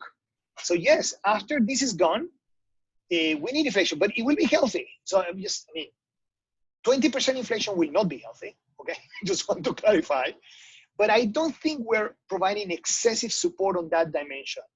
We're providing the lending to the firms, and we're providing the lending to very little lending toward the consumers. When you think about the US, the income that we're providing is to the unemployed, which means that we're just substituting the income. So it's a stimulus there, but not that big. And we're providing, $2,000 per family. That's not a humongous stimulus. So I think that actually they're doing the right way. They're doing this through the firms and job preservation. I mean, I'm talking about the average of the world. So in that sense, I think the stimulus will be there. But yes, there will be inflation, and we need the inflation because we need the price mechanisms to tell us how to allocate the resources in the supply chain. So we need that inflation to occur because right now we have almost everything kind of stopped. So the pricing signals are not helping us decide we should produce more masks. You understand that if every mask will cost $1,000, there will be a lot of companies producing masks. But because we are not allowed, by the way, I don't want $1,000 on the mask, just for the record. So we want to keep the price low because it's a fairness issue. We want everybody to be able to get masks, not only a small percentage of the population that can spare, $1,000 per day on a mask. So therefore, we want to actually limit the pricing mechanism right now in the crisis. But when we resolve the crisis, then we want the pricing mechanisms to tell the companies, please build up some capacity in masks because it will be useful in the future. So I think there's going to be a lot of stimulus. A lot of the stimulus has the flavor of the financial crisis of 2008, where a lot of this is going through the banking system and the financial system. So a lot of the cash will be accessible, but is going to be kind of trapped in the banking system to avoid the contagion that David asked before, for example, and to provide the lending to the companies that they know they have to return the money. The issue will be in the recovery if we are going to pardon that debt. That will be the biggest stimulus, you see? So that, and by the way, this depends on the severity of the crisis. I will pardon the debt if this takes 6 months in the US. The lending that we provide, I will write it off. I mean, they has no chance of paying that back. So depending on, how the severity of this, we might end up in a massive stimulus because we get the money and then we don't ask them to pay back. Then I think that there will be a much bigger impact on inflation. But I expect inflation rate to get to 4 or 5% easily in the United States. And I think it will be healthy for us to get it that way. It will be bad for the people that are unemployed. So for those, we need to have the unemployment insurance. But we need the pricing mechanism to reorganize the supply chain. Thank you. No, thank you. Adita? Yeah, hi. Thank you, Professor. Really enjoying hearing you. My question is around, this thing that you mentioned about the masks should not be $1,000, right? And there's a lot of price gauging also that's happening. My question to you is that, do you envision that in the, as soon as we bounce back here, at least from this, from people start recovering and stuff like that, do you see supply chains moving closer home now, like onshore to the United States? Because then in times of emergencies, other countries can do price gauging, and that's clearly happening right now. Yeah. So, extremely good question. Extremely good question. I think and I hope that what we learn from this supply chain is that you need to diversify more than the way we have diversified the supply chain. That diversification actually is an investment that multinationals have to do. So when you do the investment in, let's say, Thailand or Cambodia to produce the circuits that you're going to use, make sure that you invest in more than one country, that you develop the capacity to produce those circuits in Thailand, in Nigeria, and in Brazil. So 3 countries. and pick up randomly places around the world and invest in those capabilities in all those places, because when one closes down, you don't have the ability to the other. I think we have not seen the worst of the supply chain. So in your question was implicitly if we were getting close to that. No. It's in fact, I have access to this data which tracks all the boats in the world, okay? So all the containers, okay? So the boats have a very smart GPS, so we can track them, not only where they are going, where they were, I mean, the speed, I mean, there's a lot of information in this super smart GPS, okay? It's not GPS, but it looks like a GPS, okay? So one interesting thing is that a typical super container, the route that they do around the world takes 89 days, 80 days. It's funny because a lot of them takes 89 days, which is kind of my joke when I'm talking to the company, that is 89 days around the world. It's exactly the same, okay? So it takes 80 days, 90 days, 89. I mean, it's a very large, very, very large, long trips. So if we had a supply disruption in February, that means that look, what happened is that we know that during New Year's, let's talk only about China, just for just one thing. All the retailers in the world and all the manufacturers. Sorry? Catalina, yes? What is the question? Oh, sorry. I thought it was a question. Okay. So every year, I mean, the end of January and beginning of February is vacation time in China. So therefore production, we know it comes down. So companies prepare themselves and they ask, orders are in December for that month that will be off roughly. It's a little bit less than a month, but it's oversimplified. And you make the orders and you put those orders in November because you know it takes a while for you to get the shipments. And therefore, in some sense, the slowdown in the Chinese economy from the end of January to the middle of February was anticipated. Now, the closure of production after that was not anticipated. And therefore, that hit the supply chain in February, which means that we will see it in April or May. So that supply disruption is going to hit the economy later. So that's what I said, that we have not seen the worst. That's why we have not seen too much inflation. Now, regarding the prices, I love Chile for many, many reasons, but also it's because this is a very pro-market country that has very communist policies. It's a beautiful combination. So for example, they have a law that says that in the case of a natural disaster, prices are frozen. All the prices, business to business and final consumers. You cannot increase. So now they specify it's usually an earthquake, okay, or a tsunami. So it's specified what is a tragedy, and Chile gets these earthquakes that are 9 or bigger than that. I mean, the earthquakes in Chile are so big that they change the shape of the earth and the direction of the earth. So, but then when you get those events, prices are frozen. So there's no gauging by anybody. This sounds like something that we could implement. In the US, we should be thinking, by the way, in France, they did it already.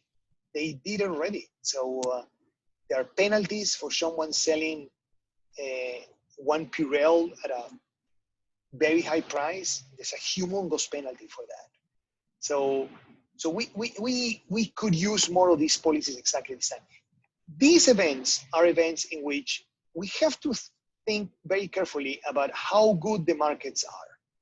I mean, you guys all took microeconomics and you know that we economists love the market, but you also saw at the end of microeconomics, I don't know if you remember, but at the end of the class, you devote a lot of time to all the inefficiencies that occur in those markets and when the markets fail. These tragedies are a very good example that the markets fail, and we need intervention. And they need some help from us on policymakers, and I think that we can do it. There's 5 minutes left, so let me just end here. First, let me thank all of you for spending these 2 hours. I have not eaten today, so I really need to eat. It's 4 p.m. for me, and my wife is just in the back. She doesn't want to be seen, but she's here with my food. So I want to thank everybody. Let me have some messages. First, please take care of yourself and your loved ones. Take this very seriously, as I hope that you are doing, and please do that. Second, very importantly, we need to have collective action, and some individuals in this society have to do the sacrifices for the rest of humankind to be better off. And I know that those individuals are you. You are the people that consistently, through more than 25 years that I have been here and have known MBAs, have continuously done those sacrifices for others. So I know that you are doing those, and I want to thank you for everything that you're doing, but also I want to make sure that that you know it's recognized, and that please continue to do so in such a way that we can make sure that the MIT and the Sloan mentality is at its best. I think these are the times when the Sloan alumni show who we truly are. And I am absolutely certain that this is one more challenge for us, and we will get by, that we will do everything that is possible, not only to make our life better, but that makes the life of others better. And I hope to continue hearing from you. One thing that I promise you to do is I'm gonna write those emails to make sure that the alumni know about the situation, and to think about how they can help. Also the EMBAs. The EMBAs is a community that they're already studying here. They all have very high positions. So that is also part of the community that could help in the job search for those that have not found it, or if the offers have been rescinded, because we truly need that for all of us, and I think that is something that we can do. And I promise you that if you want to have another time to have this conversation, I will be more than willing to have another one of these. I think it's good that we talk about how we feel. I am terribly overwhelmed. I had my younger daughter in Spain at the moment of the closure and the whole spike, and I couldn't sleep a single second. Then my son started having symptoms of coronavirus in California, so I couldn't sleep a single second. I think I have not slept a single second for a while. Everybody's healthy, everybody's here. Well, my son is not with us, he's in quarantine in Cape Cod, but he's now in Massachusetts at least. But this hits my neighbors. I have neighbors that are very old, that have immunodeficiencies, and we are taking care of them. This is very stressful for all of us. Do not underestimate the stress that it causes to all of us. I find it healthy to contact and actually appeal to others. There's no substitute to human contact. No substitute whatsoever. So please reach out. I am here to help. I am always one email away. Just send me an email. I will be delighted to chat with everybody. I have stopped all my research. I told everybody that this is not the time to do research. This is the time to do service. I am here to service absolutely all of you. And if you need help, please reach out. It doesn't matter if you were not my student. If you were not my student, I will treat you really badly, and I will remind you that you didn't take my class. But it will be just 2 seconds. After that, I will be as kind as possible. If you feel any anxiety, any stress, any sadness, any loneliness, please reach to anyone at MIT, staff or not staff. We are absolutely here to help. The semester is going to start, and people are going to pretend that things are normal. Things are not normal at all. And therefore, please, if you feel any pressure in any form, reach to any of us, and we are here to help. If you have any problem with a jerk, meaning a faculty that is a jerk, let me know, because I am great at disciplining all my senior faculty at MIT. And they call it danza flamenco. They say that when I send a very short email, it tends to be super nasty. And in fact, they tend to be super nasty when they are short, because I think that we all need to understand the stress that you are going through. Finally, I am terribly sorry about the last month for those that are graduating. I know you are missing a humongous part. I told that my students. The 2 best months of my life were the last 2 months of my MBA. They brought the best of everybody. They were full of kindness, forgiveness, understanding, acceptance, hugs, tears, laugh. It was just beautiful. I did learn not a single thing on those last 2 months. I learned about humanity. So there was no content, no finance. I'm really sorry you're missing that, and I'm really, really sorry you're missing your commencement. You have my commitment that I will do whatever it takes, like in the Italian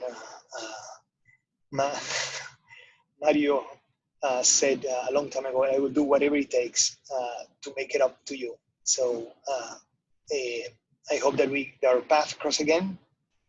Good luck and stay healthy, okay? Thank you so much for being here. Thank you to all. Bye-bye.